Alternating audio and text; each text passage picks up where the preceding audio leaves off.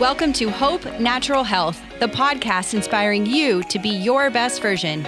Join me, your host, Dr. Erin, naturopathic doctor, dog mom, cancer survivor, and girl boss weekly as we discuss all things health, hormones, and happiness with a little side of this thing called life.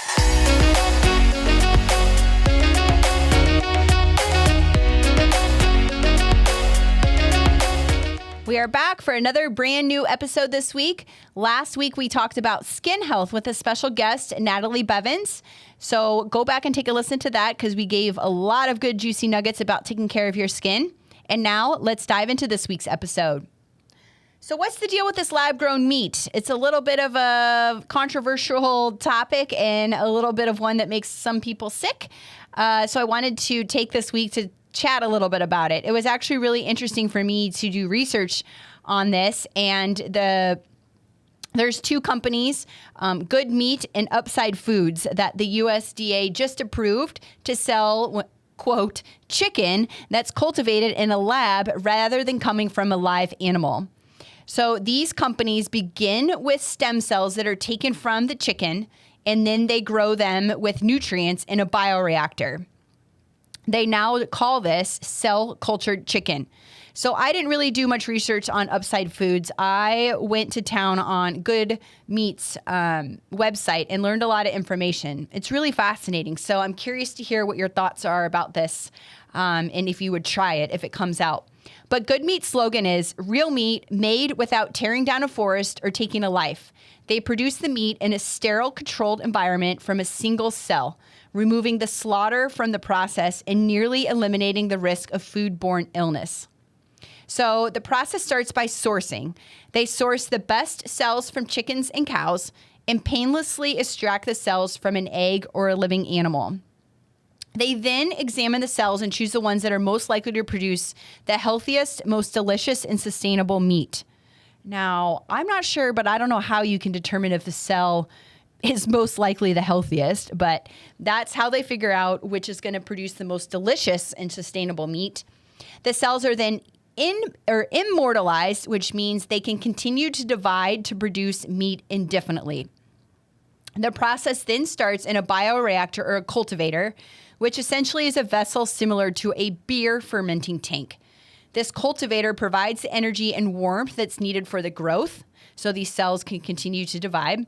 They immerse the cells in nutrients similar to what an animal would feed itself in the wild, like amino acids, fats, and vitamins. There's no confinement, antibiotics, growth hormones, or GMOs.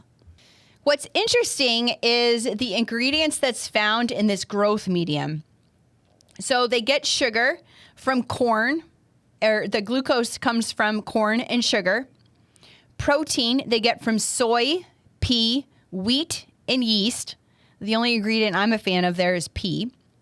They get fats from soybean oil and corn oil. Gross. Fiber from corn and wheat. Gross. Vitamins from corn, yeast, and fermentation.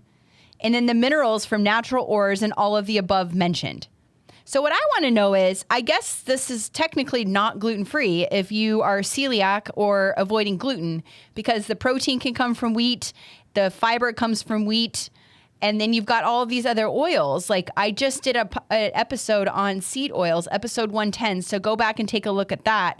But soybean oil, corn, soy, all of these things are super inflammatory. And they say there's no GMOs. I'm really confused. Are you following me? Are you with me here?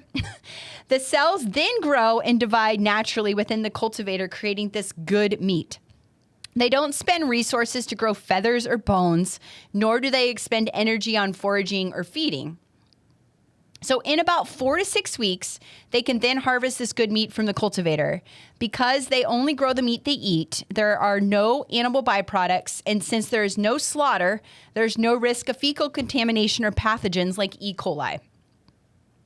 They take these harvested cells and create the end product using processes like molding and 3D printing. The product is subject to rigorous safety and regulatory review. So the serving that they make consists of scaffolding, which is where the cells grow on. So as they divide, they grow into the desired shape and texture. And the 3D printing builds the meat cells into more familiar meat shapes.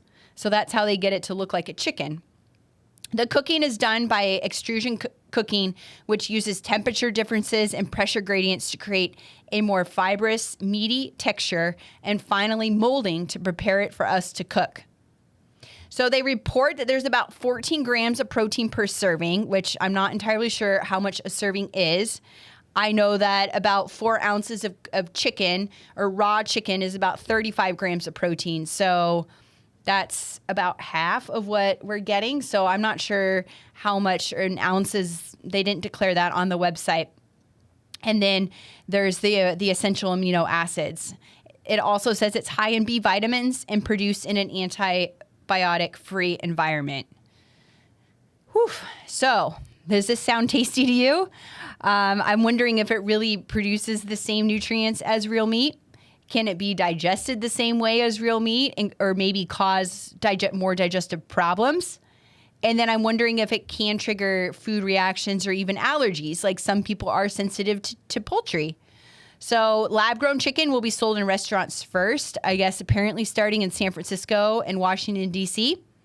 So I want to know, are you going to be first in line? I'll tell you a secret. I won't be. Feel free to comment on this, share it with your friends. I'd love to hear your thoughts, and I look forward to seeing you again next week.